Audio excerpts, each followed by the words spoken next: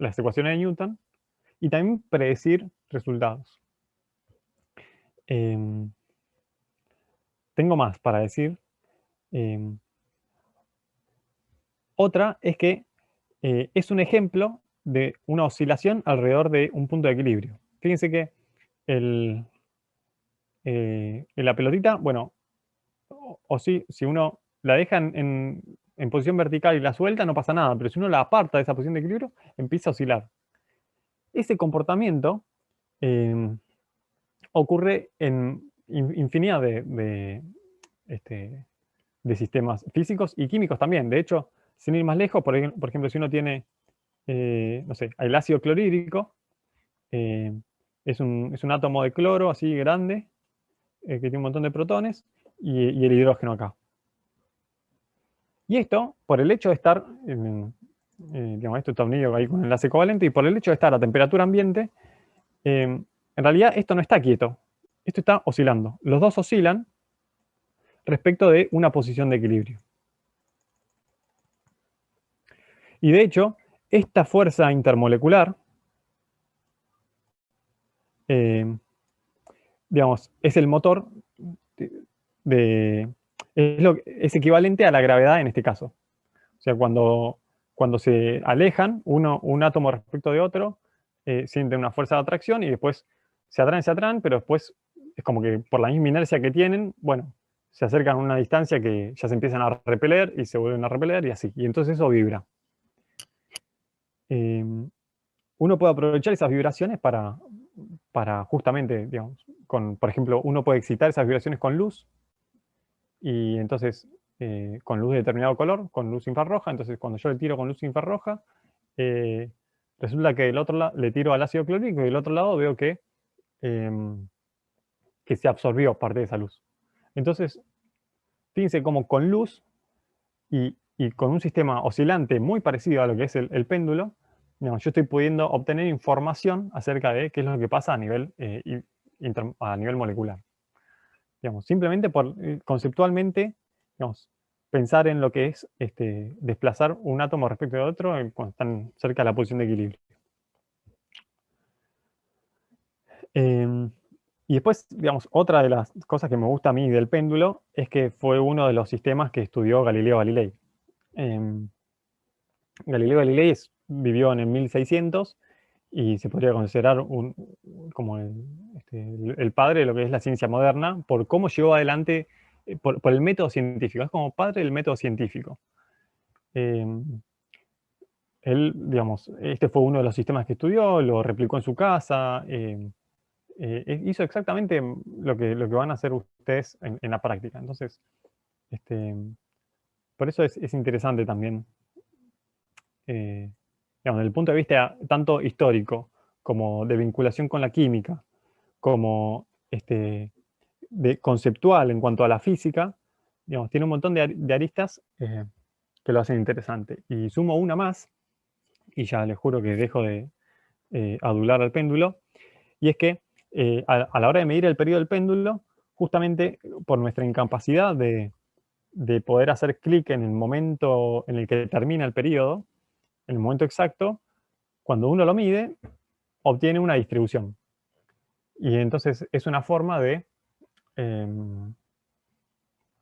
poner en práctica todo lo que estuvimos viendo en la clase de hoy. ¿Está bien? Entonces, los objetivos de la práctica del péndulo, cuya guía ya dije, está en la página, es, en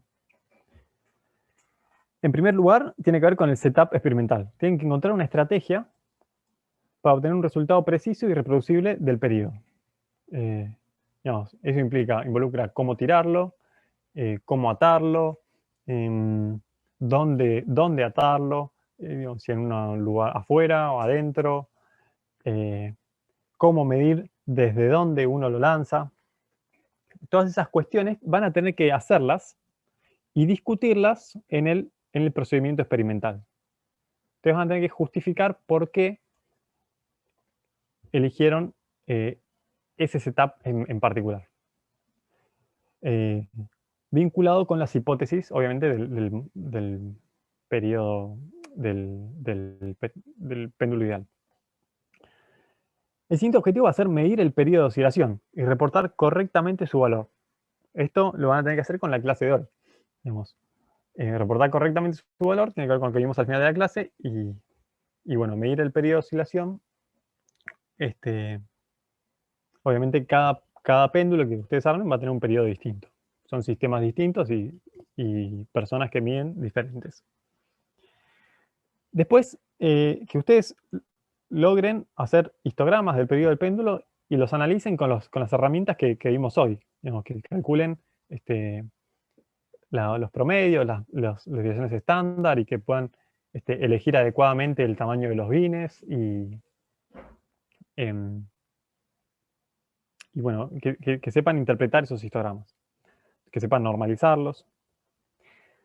Y finalmente, van a tener que distinguir la diferencia entre la distribución del periodo y la distribución de los promedios del periodo.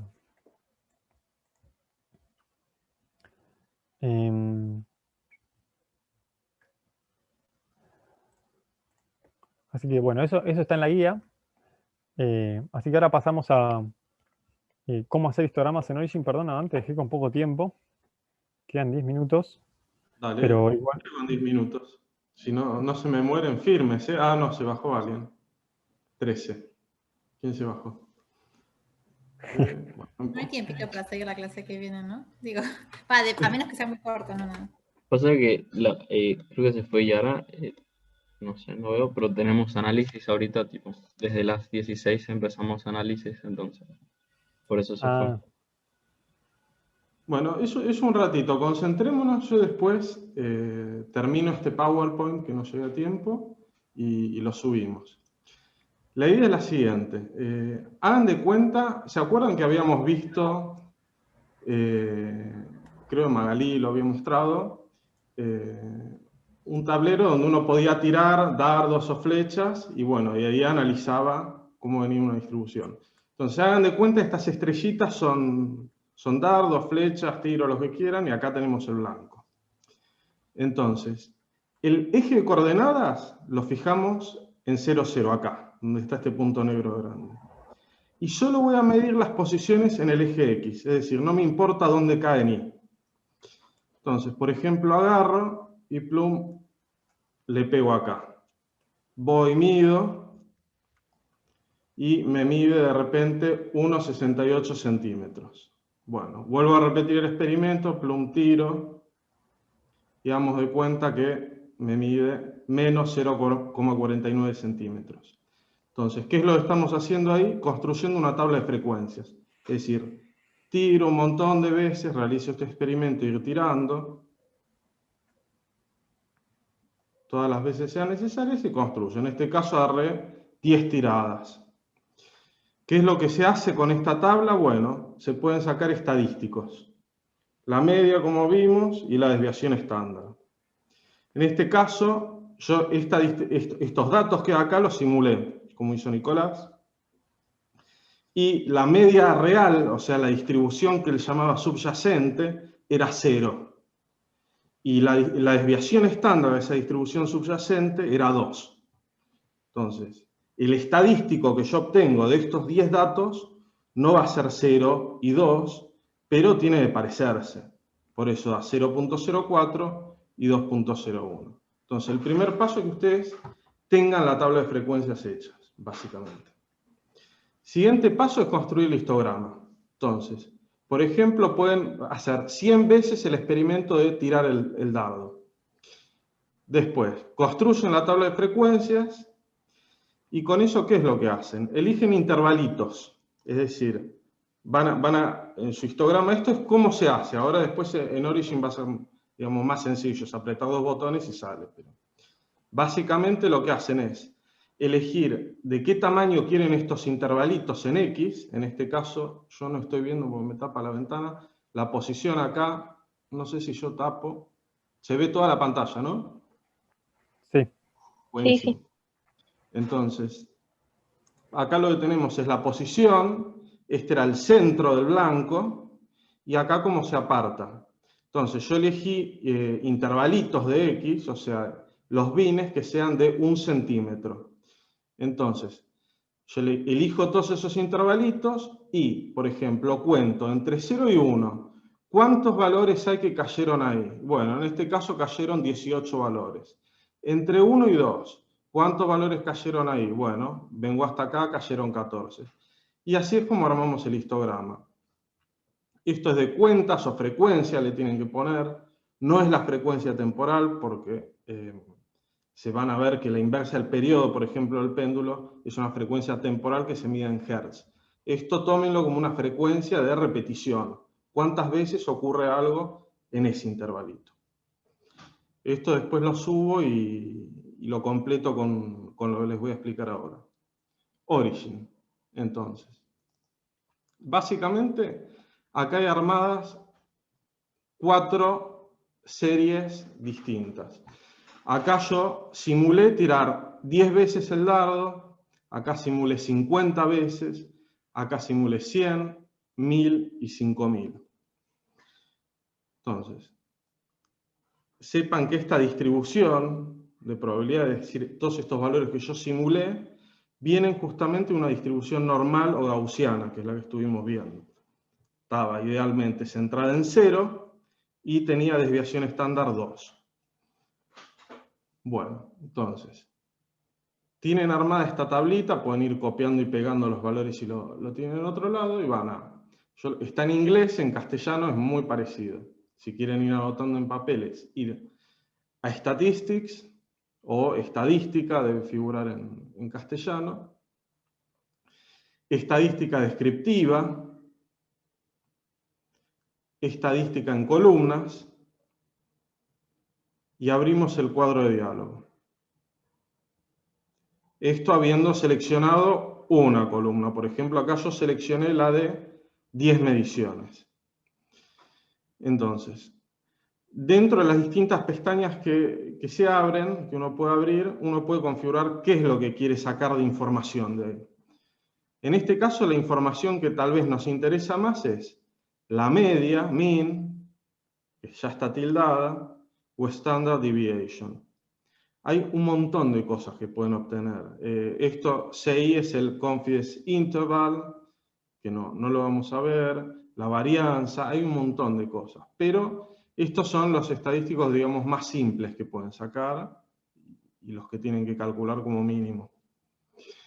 Bueno, acá está la moda, por ejemplo, que vimos. Entonces, acá está seleccionada media y desviación estándar. Si quieren otro, lo seleccionan acá. Después, en plots, ploteo o gráficos, no sé cómo estará en castellano, pueden seleccionar para que grafique a la par el histograma. Acá dice Automatic Binning, es decir, que el bineo, esos intervalitos de X que se arman, los calcula automáticamente Origin. Uno podría destildar esto y seleccionar en cambio cuál es el tamaño del bin, en este caso sería el tamaño en centímetros del bin, o cuál es la cantidad de bines que quiero. Es decir, quiero tener 10 intervalitos distintos y que me elija de qué tamaño van a ser en centímetros, o quiero definir exactamente cuál va a ser el tamaño en centímetros de esos intervalitos, y bueno, que calcule Origin la cantidad de bines que necesita. Yo lo dejo automático por ahora. Acepto. Acá mando una hoja de reporte. Entonces dice, N total es que hay 10 mediciones. ¿Cuál es la media que se obtuvo? ¿Cuál es la desviación estándar? La suma, etc.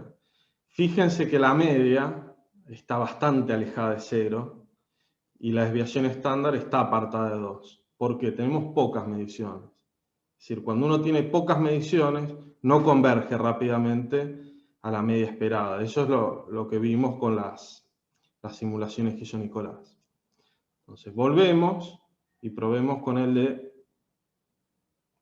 100, 50. Repito el mismo procedimiento. Entonces, estadística, descriptiva, estadística en columnas,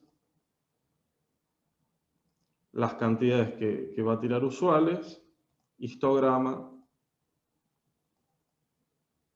y repito. Che, me parece que la media que elegí era otra, pero bueno, ahora lo vemos. Les mentí con que la media era 0. Era 4.5, ahí me fijé. Perdón. Entonces, puedo hacer esto y básicamente si tengo un montón de datos, acá sí me va a dar lo que espero. Ustedes no van a medir 5.000 veces el periodo de un péndulo, quédense tranquilos.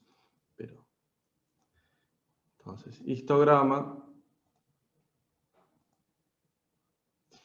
Y acá, sí, en efecto era, perdón, dije que era 0 y 2, era 4.5 y 1.5. Me olvidé la simulación que había hecho. Entonces, si le hacen doble clic, pueden obtener básicamente el histograma. Acuérdense que si esto va para un informe hay que presentar bien los ejes y demás. Podemos comparar, por ejemplo, este es el histograma con 10 mediciones. Este era con 50. Y este con 5.000. O sea, vean que para una gran cantidad de mediciones converge la media al valor esperado y esa desviación estándar, tal que contiene acá el 68% de probabilidad, era más o menos 2. Esto se puede fitear después también, pero son detalles. Yo esto después lo voy a subir. El último detallito es que acá adentro, fíjense que hay número de cuentas acá. Uno puede elegir que calcule la frecuencia relativa en vez del número de cuentas. Entonces, tal que la suma de todo de 1. ¿Ok? A veces es más representativo o no nos interesa saber tanto cuántas cuentas yo hice, sino cómo representa para una tirada qué chances tengo de caer en cierto bin. Básicamente. Fue rápido esto en 10 minutos, pero va a estar subido en un PowerPoint y cualquier cosita mandan mail o me consultan. Sí, No vamos sé, a ¿queda compartir alguna eso. duda? Antes que nada. Muchas. El silencio. No, yo, o sea, del origen así está claro. Yo quería, ya me había perdido, estaba buscando dónde está colgada la guía de, digamos, de la actividad, digamos, de la experiencia, ¿no? Porque está en el aula virtual